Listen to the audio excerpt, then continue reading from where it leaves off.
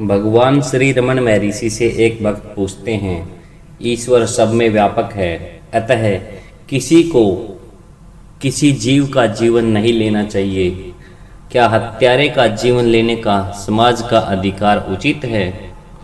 क्या राज्य भी ऐसा कर सकता है? ईसाई देश इस प्रकार विचार करने लगे हैं कि ऐसा उचित नहीं है। अब महर्षि जी कहते हैं, हत्यारा को हत्या करने के लिए किसने प्रेरित किया?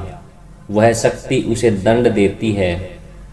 समाज या राज्य तो उस शक्ति के हाथ में यंत्र मात्र हैं। तुम एक व्यक्ति के प्राण लेने की बात करते हो, युद्धों में तो असंख्य प्राणियों के जीवन जाते हैं, उसको क्या कहोगे? भक्त कहता है, ऐसा ही है, जीवन की हानि तो किसी भी प्रकार हो अनुचित ही है। क्या युद्ध उचित है? महर्षि जी कहते हैं, आत्मज्ञानी पुरुष के लिए जो सदैव आत्मा में ही स्थित है, इस लोक में अथवा तीनों लोकों में एक जीव की अथवा अनेकों जीवों की अथवा सब जीवों की हानि से कोई अंतर नहीं पड़ता। यदि वह सबको नष्ट कर दे तो भी ऐसी शुद्ध आत्मा को कोई पाप स्पर्श नहीं कर सकता। इसमें महर्षि जी क्या कहते हैं कि जो भी आत्मज्ञानी पुरुष है, उसके जीवन पर किसी के मरने या जीने से कोई असर नहीं पड़ेगा। वह सिर्फ और सिर्फ आत्मा में स्थित रहता है। अब महर्षि जी क्या है, गीता का एक श्लोक बताते हैं, जो अहम के भाव से सर्वथा शून्य है, जिसकी बुद्धि संसार में लिपायमान नहीं है, यदि वह सब लोगों का भी संहार कर दे तो भी वह किसी को नहीं मारता और न वह अपने कर्मों के फल से ही बंधायमान होता है। अब महर्षि जी क्या कहते हैं कि जिस मनुष्य के अंदर अहम भाव शून्य है तथा जिसकी बुद्धि संसार में लिपायमान नहीं है, वह सब लोगों का संहार कर दे, वह किसी को नहीं मारता और न ही वह अपने फलों से बंधायमान होता है। अभी भक्त कहते हैं, व्यक्ति के कर्म क्या उसके बाद के जन्मों पर प्रभाव डालते हैं? महर्षि जी कहते हैं, क्या तुम अभी जन्मे हो? तुम दूसरे जन्मों की चिंता क्यों करते हो? यथार्थ में न तो जन्म है और न मृत्यु है। जो जन्मा हो उसे मृत्यु तथा शांति देने वाले साधनों पर विचार करने दो। अब महर्षि जी कहते हैं कि तुम्हारा यह पहला जन्म नहीं है, तुम पता नहीं कितने जन्म ले चुके हो। न तो कोई मरता है और न ही कोई जन्म लेता है, क्योंकि ये जो आत्मा है ये अमर है। ये इस शरीर को सिर्फ चलाती है, ये एक शरीर को छोड़ के दूसरे में चली जाती है। अब भक्त कहते हैं, महर्षि को आत्म साक्षात्कार में कितना समय लगा? महर्षि, यह प्रश्न इसलिए पूछा गया है कि नाम एवं रूप की प्रतीति हो रही है। यदि प्रतीति अहम के स्थूल शरीर से तादात्म्य कर लेने से उत्पन्न हुई है, यदि अहम स्वयं को सूक्ष्म मन से मिला लेता है, जैसे कि स्वप्न अवस्था में, तो प्रतीति भी सूक्ष्म हो जाती है, परंतु सुषुप्ति में कोई प्रतीति नहीं होती। क्या उस समय भी अहम का अस्तित्व नहीं रहता? यदि नहीं रहता तो सुषुप्ति की स्मृति भी नहीं रहती। जो सोया था वह कौन था? अपनी सुषुप्ति में तुम नहीं कह रहे थे कि तुम सो रहे हो, यह तो तुम अब जागने पर कह रहे हो।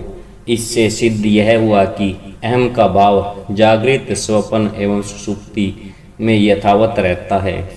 इन अवस्थाओं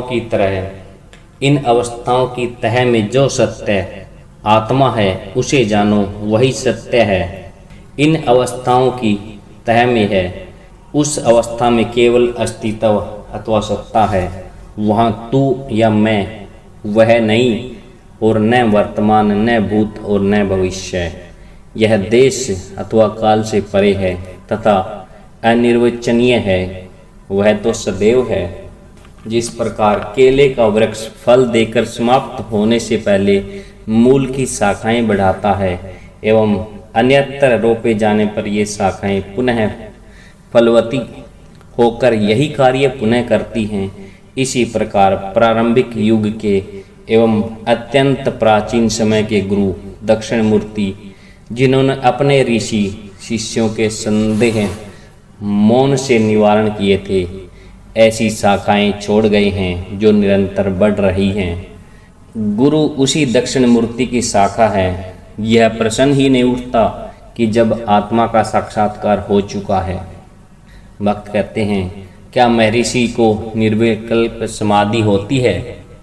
महर्षि, यदि नेत्र बंद हो तो वह निर्विकल्प है, यदि नेत्र खुले हो तो वह सविकल्प है।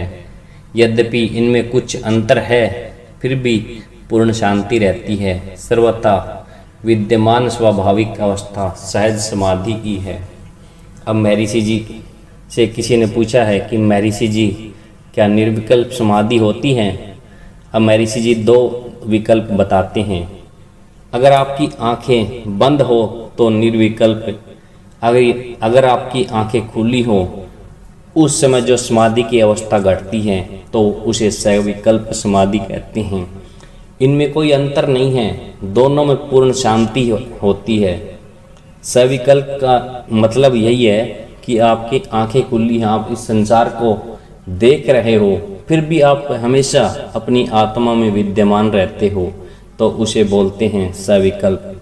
और निर्विकल्प, उसमें आप आँखों को बंद कर लेते हो, जो बाहरी संसार है, बाहरी वस्तुएं हैं, उनको भी आप देखते रहते हो, उसमें हो गया आपका निर्विकल्प। आंखें बंद करके निर्विकल्प, आंखें खुली हों तो उसमें सविकल्प समाधि होती है। अब महर्षि जी इसमें एक उदाहरण देते हैं कि हमारी आत्मा का क्या अस्तित्व होता है। जैसे एक केले का जो वृक्ष होता है, वो फल देकर क्या है, उसको उसकी टहनियों को कहीं और जगह लगा दे तो वो फिर फल देता है। इसी प्रकार हमारी आत्मा क्या है, एक शरीर को छोड़कर दूसरे शरीर को फलित करती है, और ऐसे ही यह क्रम चलता रहता है। अब महर्षि जी एक बात और कहते हैं कि स्वप्न सुषुप्ति दोनों अवस्थाएं जिनमें आप हमेशा रहते हो, स्वप्न अवस्था में रहते हो, सुषुप्ति में भी। स्वप्न अवस्था में आपको क्या है, आपका जो सूक्ष्म शरीर है उसका भान होता है, और सुषुप्ति में आपको उसका कोई भान नहीं रहता। तो इसी प्रकार हमारी आत्मा क्या है, विद्यमान तो रहती है, उसमें हमें बोध नहीं होता, और एक में हमें उसका बोध होता है।